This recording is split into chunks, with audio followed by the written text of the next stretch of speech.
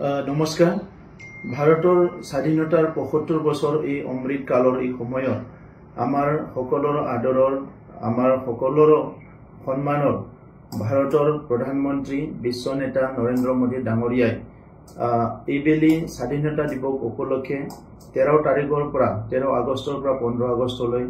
আমাৰ ভাৰতবৰ্ষৰ সকলো নাগৰিকক নিজৰ নিজৰ পৰিয়ালৰ চৌহদত পতাকা উত্তোলন কৰাৰ এটা মহান কাৰ্যসূচী হাতত লৈছে। এই কাৰ্যসূচীটো হাতত লোৱাৰ কাৰণে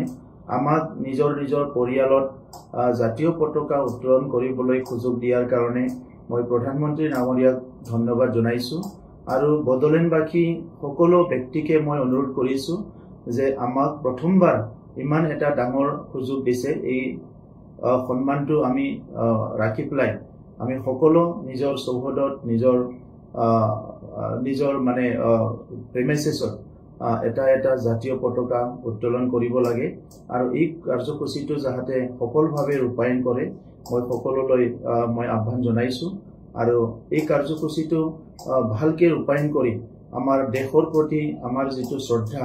এটো সকলো জনাব লাগে আৰু আমাৰ ঐক্যতা আৰু যিটো আমাৰ ভাৰতবৰ্ষৰ